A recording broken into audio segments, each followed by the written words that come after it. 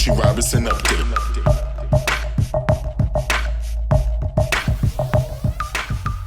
We got to get into this Carson Wentz conversation, and I got to start with my man, Mitch. Mitch, what is your big takeaway from Carson Wentz going to the Colts? Because I have a lot on my chest that I got to shave off and frustrate out. So before I get to me, I'm going to start with you.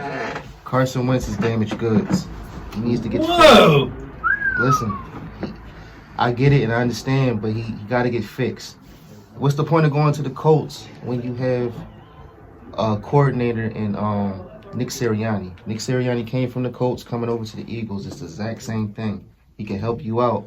He brought in Brian Johnson to help you out, to fix your mechanics.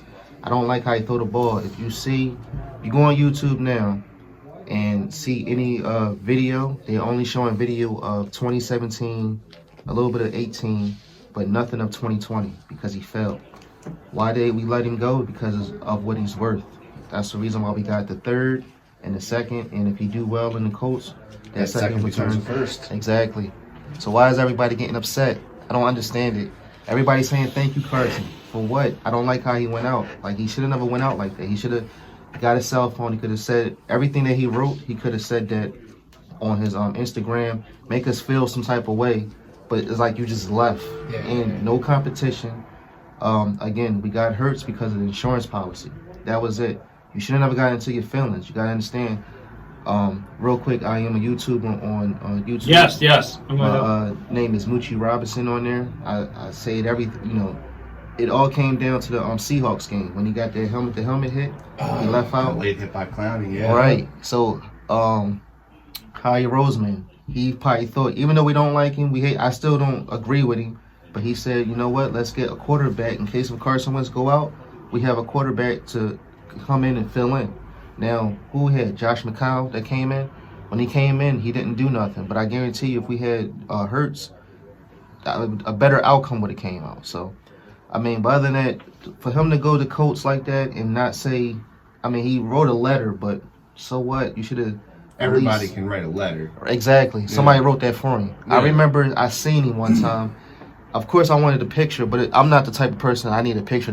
But I've seen him walking towards him. As soon as I walked towards him, it was this big guy. He just, what are you doing? So it's like people talk for him, and I guess that's what money do. But that's my take on it. He should have never left. This is his team. It was his team. Even if Howie Roseman, this is last year, and I get it. He's a GM. So that's just like, your pop. If you tell your dad something, of course he got to oversay. He'll say, but I don't know. Just Howie. We need to fire Howie. His mistake was by getting the draft picks all messed up. And I understand Carson Wentz saying I didn't like your decision making, but he still should have told us that. Period. Austin? I'm pretty much in the same boat as Mooch, man. We drafted Jalen Hurts as a backup. And honestly, if you look at the way that Carson was throwing in 2020, the mechanics were wrong. The mechanics were all wrong, and I don't know if that was just him dogging it, like pulling like how James Harden did in Houston before he got traded to the Nets. I don't know if it was something he was just like, you know what, whatever. And it's weird because every other year he was excited to play football for the Philadelphia Eagles. Yeah. Draft Jalen Hurts, you hear nothing from him about his confidence for this team, the way he feels like we're going. And it's just weird, you know what I mean? Like there was something about it, how he basically worked his way through this season, how he said nothing about the coaching search, about bringing in a head coach that was, was the right hand to the dude that helped him succeed. It's just, I don't understand. Mm-hmm. And then like you said, like I said, anyone can write a letter, man. The second that you leave, you need to speak from the heart. And if someone else is writing that for you, they ain't your words. That's not how you feel. Right. So I don't know, man. Like, I wish him the best. Yeah, for sure. He's a great player. Don't know what happened here. Don't know why the whole situation devolved. Him and Doug out of nowhere just became like the went from being the best of friends to the worst of enemies. And it's hard to see, you know. The guy we expected him to be able to take us to the next level. He did, and then immediately fell off a cliff. All because we drafted a backup quarterback. Don't you listen to Ryan. Don't you read that. Don't you read that. Look, You're I'm just just- pushing the door button. I'm just going to put it to you like this. If we take a QB at number 6, I will not watch the Eagles this year. I will not. No. I will refuse. All right.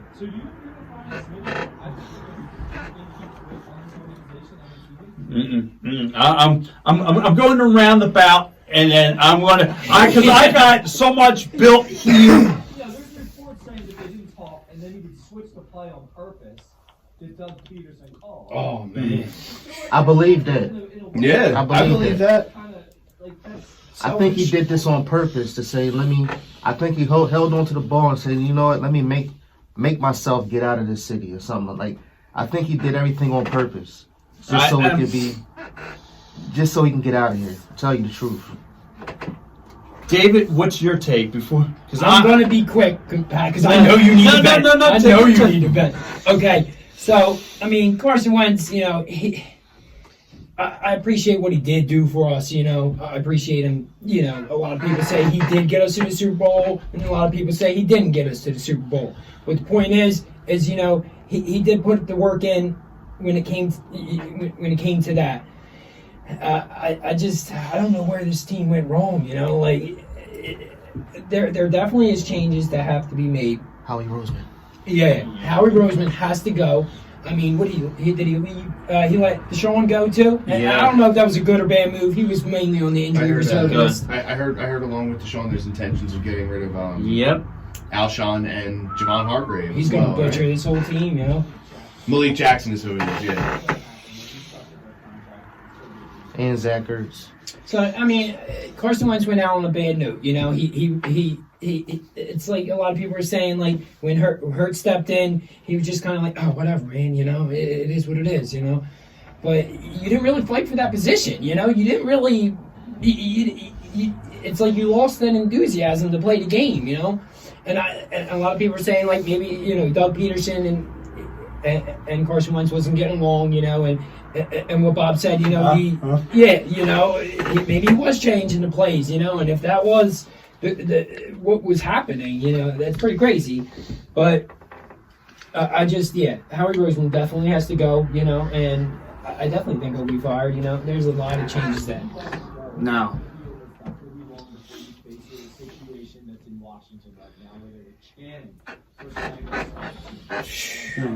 That's not too far off. You know, this shit show keeps happening. So here goes my take. I'm here. I'm reading. Ryan Smitty has his turn on Monday. He can wait. But listen, Tom Kelly. yes, that's my man. I'm on the Wentz mountain. Here goes what I've taken. So put yourself in Carson Wentz's shoes. So in 2016, 2017, you're pretty much given that you did all that dirty work. You did all the dirty work to get you to the playoffs. Everyone forgets who they were chanting. Who got you that 13-3? That guy did. Did he get hurt? Did he bang out his knee? Yes. Was that Dougie P's playbook that got you what you need to go? Yes. No, it wasn't. It was Frank Wright's. Frank Wright got you the RPOs with Nick Foles and carried you to the Super Bowl. Then in 2018, the guy is coming off a back. The great Nick Foles was in that lineup. How was he playing? He was playing like a stiff. Then they were calling for Carson Wentz to come off a back injury to go get that team into the playoffs. Again, the guy goes out with another injury. So then Nick Foles comes in, loses the Super Bowl. So the guy has yet to see the Super Bowl. Then 2019, again, this team has to wait for these old veteran wideout guys who can't play anymore. They have to wait for guys who hey guys from Giant, Wawa, ShopRite, you guys want to go play football? Let's go play football. Let's go. I need you a wide receiver. Takes those guys to a playoff spot. Got injured, like you said. Now the GM's putting in his mind, I gotta get ourselves a quarterback. That's all fine and dandy. But you, again, put yourself in Nick Carson Wentz's shoes. It comes back to Carson Wentz. I did all that dirt work, and then you go make a statue of the guy who the backup. I did the dirty work, not him. Not It was him. the guy that won the championship. I got, though. but he would have got you there. Either or, he would have got you. Then on top of that, you got to get a quarterback who you think is a short, like Mike Rickenbach said, the writing's on the wall for the guy already once you drafted him. Instead of going out for a position of need, maybe like an offensive lineman or another wide receiver or something tremendous, something that this team needed. No, the jackass, that roach that needs to be exterminated in that front office needs to get out of here because he ruined this team. He's got me so frustrated. He gave a bunch of money to a washed-up offensive lineman. He gave a bunch of money. So you want to know where your money's going? It's gone nowhere. And then all of a sudden, the guy has. I can't blame the guy for not wanting to talk to the media, not wanting to talk to anybody. This guy. I cannot blame Carson Wentz right now. I am pissed off because keep going. No, because Keep going. He's going. because Carson Wentz shouldn't have to explain himself to the fans. I mean, like you said, it should be better than the note. That's on him. Did he not have it? He did have a bad year last year. He did have a bad year. That was one. Did he not? But look, from snap to snap, he could not trust that offensive line. Yeah. He needed an offensive line to protect him. In 3 games, they figured out Jalen Hurts. So you tell me, and the Ryan Smitties, the Joe Sullivans, all. How come Aaron Rodgers didn't play 4 when they drafted him? Right. Yeah, tell us about Aaron. A-Rod's A-Rod, okay? A-Rod is. But Carson Wentz should have played better to build the stock up. I agree with that. Yeah. But, for the guy who he shouldn't have to explain himself to, Ryan Smitty. No. Yeah, I know he is. He's 2 when you are. I know he is. But Ryan, he should not have to explain himself to the media. I mean, granted, he should have said, hey, no. He should be out there and say, but. Because you know why? Every single game after game post conference, he should have been answering those questions. And then when you come back and you play, he didn't even dress for the last 4 games. He needs to come out and explain that. He needs to be able. He's a diva. He is a diva. But a diva. Yeah. And you know what? He's going to continue that. He's going to continue that at the Colts. Watch. We gave Carson 128 million reasons to be a good quarterback, and he decided to dog it because we drafted a backup. That's the problem that I have with it. But you still play well. You draft somebody that has some sort of a pedigree because of the fact that you want to have someone with some tangible skill to be able to back up your star quarterback that you just paid out the teeth for. That was it. If you don't have someone that can back him up to help you possibly win games, then what's the point of having the top quarterback if you have no one to help him out?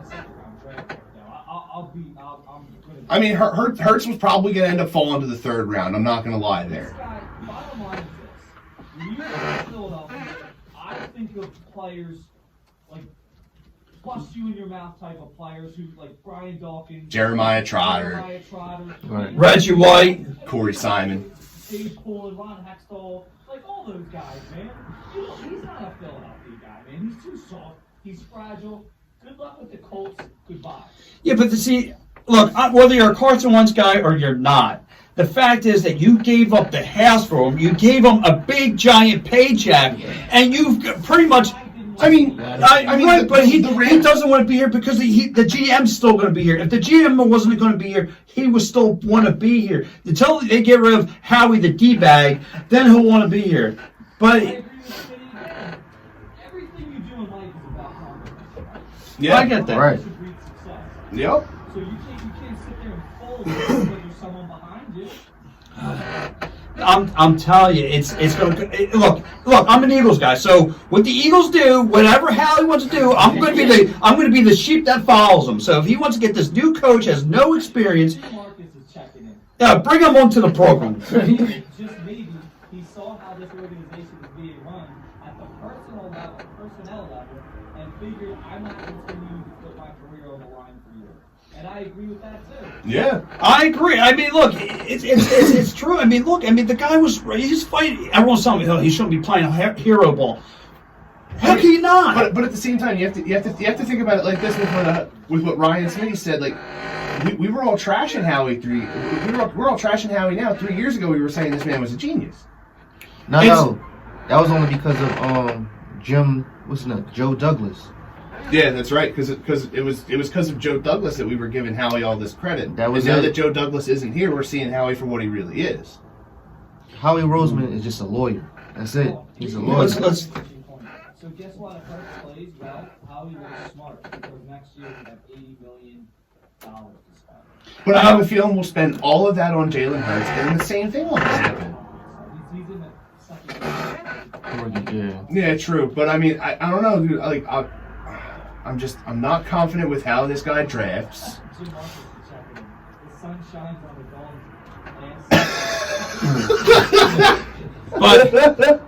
but listen. Even a broken clock is right twice a day. Exactly. But listen, we got to kind of wrap up time here. I will promise you we'll get another time in next week. Look, join tomorrow on the Sunday show with Joe Sullivan, Diego, Paul, Will, Bob will be in the house. There's going to be more to get into tomorrow. There's going to be more to get to on Monday. The party doesn't stop here on Devereaux Sports Program. We're going to keep on rolling with it. I wish we could stay some more, but we are just about out of time. What's that?